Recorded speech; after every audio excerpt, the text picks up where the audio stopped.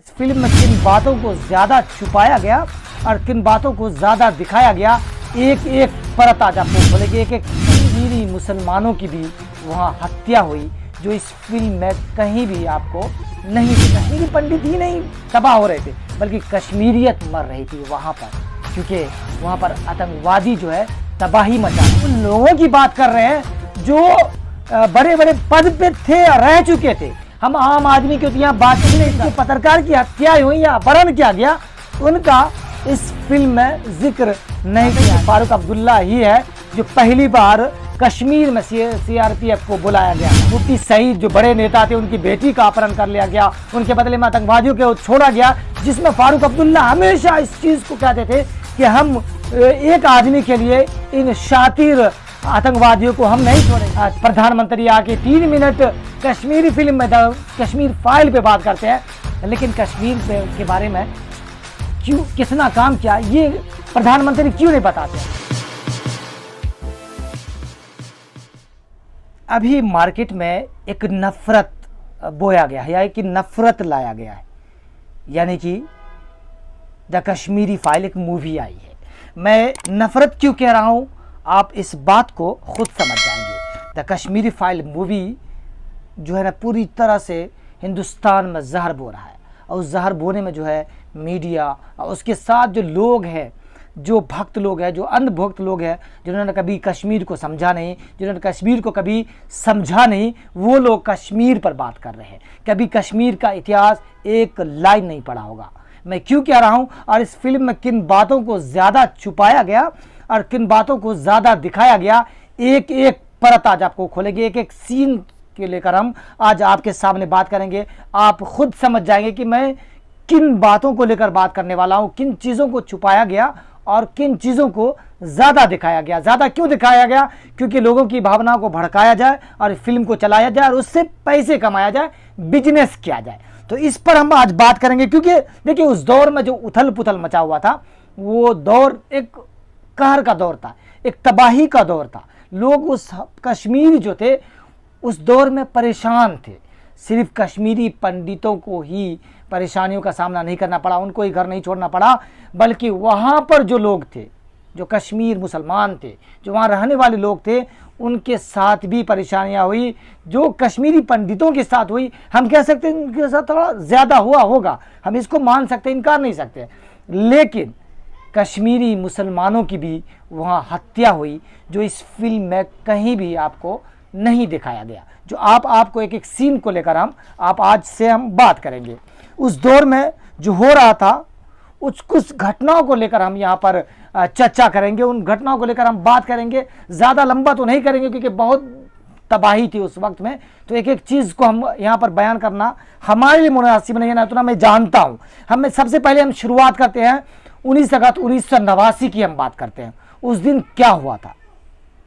इस दिन पहली राजनीतिक हत्याएं हुई थी।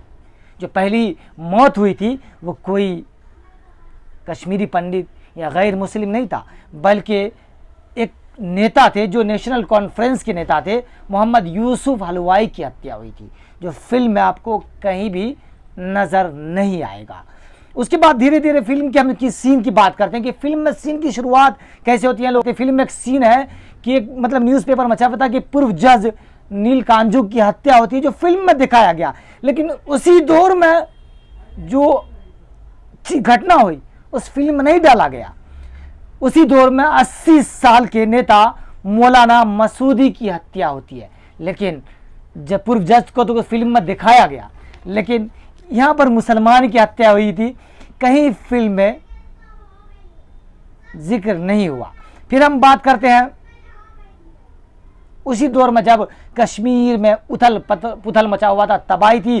कश्मीर के पंडित नहीं, कश्मीरी पंडित ही नहीं तबाह हो रहे थे, बल्कि कश्मीरियत मर रही थी वहाँ पर, क्योंकि वहाँ पर आतंकवादी जो है तबाही मचा रहा था। वो आतंकवादी ना मुसलमान को देख रहे थे और ना कश्मीरी पंडित या कोई भी गैर मुस्लिमों को देख रहे थे।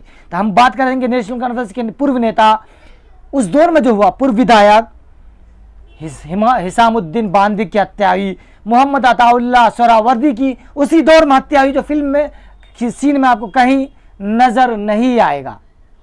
बहुत लंबी लिस्ट है, आपको एक एक बात हम नहीं बता सकते, लेकिन जो थोड़ा थोड़ा हुआ जो फिल्म में कहीं भी नहीं दिखाया गया वो मैं आपको बताना चाहता हूँ। जो फिल्म दूर दरकिनार कर दिया गया इसलिए क्योंकि जो लोग हैं, जो भक्त लोग हैं जिनको कश्मीर से कभी मतलब था ही नहीं, वो लोगों को भावना को भड़काएं और फिल्म की कमाई कैसे कर सके, और कमाई कर भी लिया। जो चाह रहे थे, जो फिल्म डायरेक्टर अग्निहोत्री वो चाह रहे थे उसने पूरा कर लिया।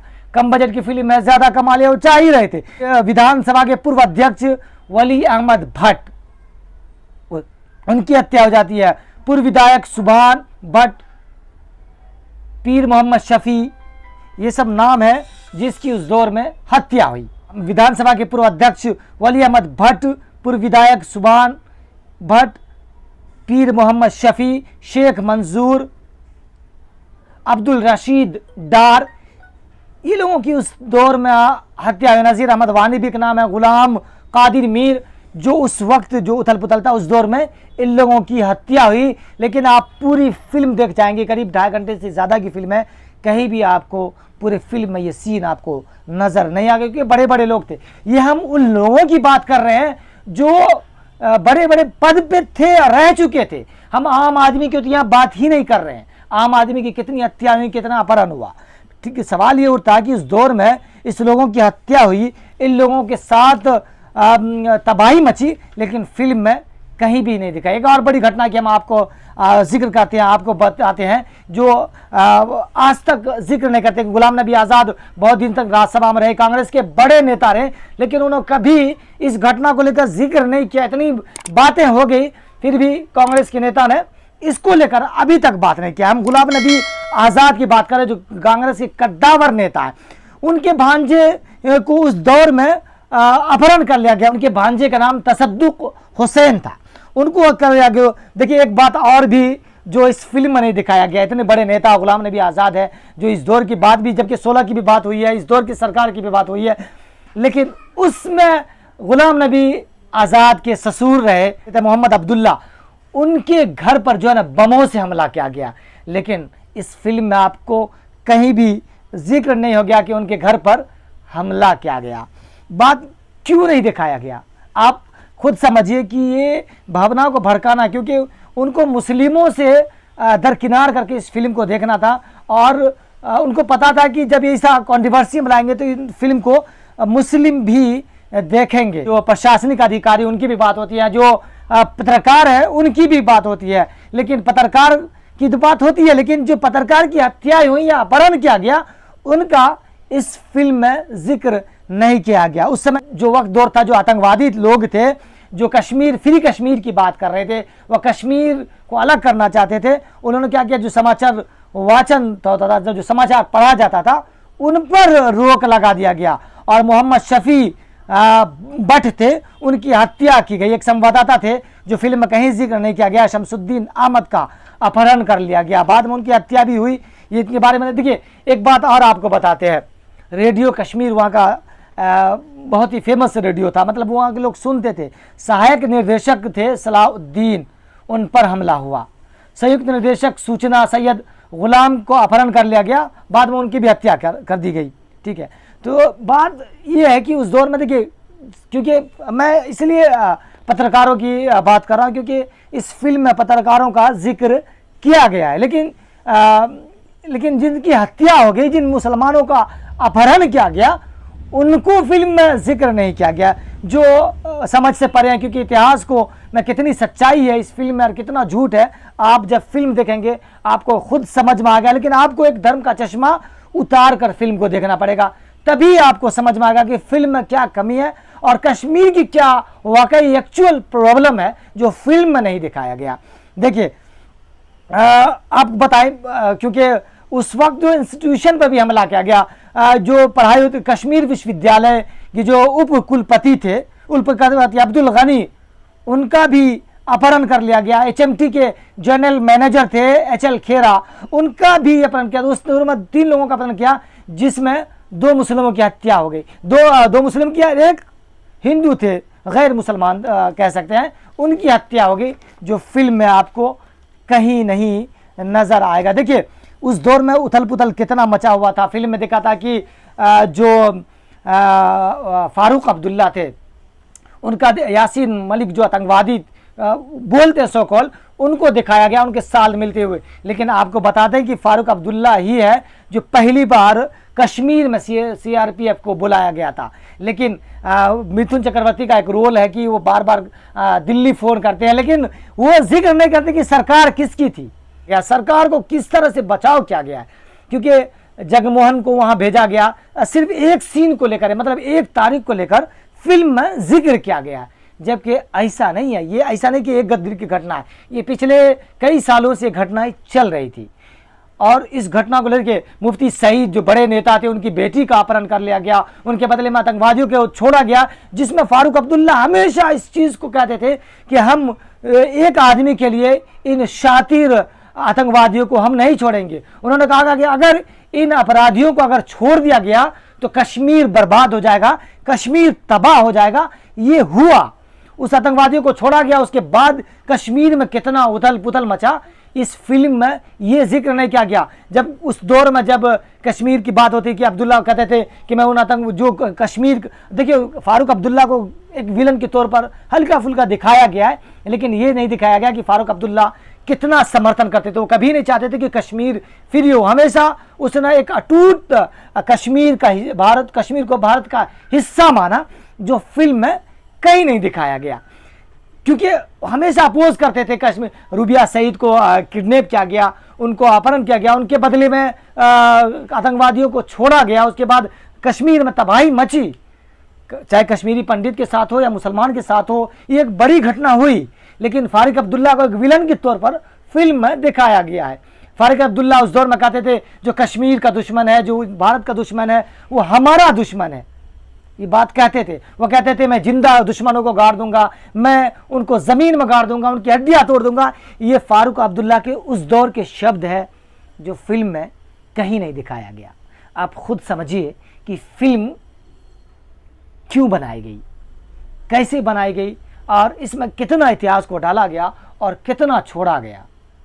ये घटनाएं, आप बहुत सारी बातें फिल्म में बताने के लिए, फारूक अब्दुल्ला का बहुत लंबा जिक्र है, यासीन मलिक से मिलते हुए दिखाया गया, ये भी जिक्र है, मिथुन चक्रवर्ती दिल्ली फ़ोन करते हैं, ये भी जिक्र है। लेकिन दिल्ली में ये नहीं बताते कि किसकी सरकार थी, ये फिल्म में कहीं भी जिक्र नहीं है। जगनमोहन को भेजा गया। लेकिन अगर बीजेपी इतना ही समर्थक है, कश्मीरी पंडितों के लिए इतना अच्छा है, तो उस दौर में अडवाणी थे, अटल बिहारी थे, क्यों नहीं सरकार, क्योंकि बीपी सिंह की सरकार थी, तो क्यों नहीं समर्थन खींच लिया, समर्थन खींचते सरकार गिर जाती। लेकिन इनको कांग्रेसों की बुराई दिखाना था, कांग्रेसों को नीचा दिखाना था। क्योंकि कश्मीर के बारे में जो ये बता रहे कश्मीरी पंडितों के बारे में, तो मैं एक बात और आपको बता देना चाहता हूं कि प्रधानमंत्री आके 3 मिनट कश्मीरी फिल्म में कश्मीर फाइल पे बात करते हैं, लेकिन कश्मीर के बारे में क्यों कितना काम किया ये प्रधानमंत्री क्यों नहीं बताते हैं। जितना कांग्रेस ने कश्मीरियों के लिए काम किया, मैं ये नहीं कहता कि बहुत ज़्यादा है, काफ़ी है, लेकिन जितना कांग्रेस ने कश्मीरी पंडितों के लिए काम किया, क्या 8 साल हो गए इस सरकार को, ये नरेंद्र मोदी सरकार को, क्या वो अब तक कर पाई है। विस्थापन की बात करते थे, कितना कश्मीरी को वहाँ पर बसाया गया, कितना कश्मीरी को वहाँ पहुँचाया गया। एक बात और को बता दें कि आप कश्मीर जाइएगा, मैं कश्मीर नहीं गया, लेकिन इतिहास में कश्मीर का ज़रूर पढ़ा है। जब आप कश्मीर जाएंगे तो कश्मीरी पंडितों का, जो वहाँ के मुसलमान थे, किसी का घर कब्जा नहीं किया गया। क्योंकि जब फिल्म के आखिरी सीन में आप देखेंगे, आपको खुद को, आपको वहाँ आप जाएंगे तो आपको वहाँ पर मिलेगा कि घर खाली है। वहाँ पर जो पूजा करते, जो शिवलिंग है, उनको मिथुन चक्रवर्ती बाहर निकालते हैं, उसको अच्छे से रखते, फिर उनको पूजा करते हैं, जो 4-5 दोस्त होते हैं। जो कश्मीर, एक बात में फिल्म में छूट गया, तो जिस तरह जेएनयू को दिखाया गया, एक अलग तरह से दिखाया गया, मैं उसकी बात बाद में कभी चर्चा करूंगा। लेकिन मैं कश्मीरी पंडितों की बात, एक सवाल करता हूं प्रधानमंत्री मोदी से, क्या आपने अब तक कश्मीरी पंडितों के लिए क्या किया। जिस कश्मीरी पंडित, क्या फिल्म दिखाकर आप कश्मीरी पंडितों को खुश करना चाहते हैं, तो मैं कहता हूं कि ऐसी हज़ारों फिल्म बनाइए और कश्मीरी पंडितों को खुश कीजिए और हिंदुस्तान के लोगों को गुमराह कीजिए। क्योंकि हिंदुस्तान का लोग तो ऐसे ही तबाही में जा रहा है, भुखमरी से, बेरोजगारी से मर ही रहा है। तो आप फिल्म दिखाइए और भक्तों को खुश कीजिए, वोट पाइए और पूरे भारत को जीत लीजिए। लेकिन भारत को तो आप जीत लेंगे, लेकिन क्या हिंदुस्तानियों का दिल आप जीत पाएंगे? क्या इस फिल्म से आप दिल जीतेंगे?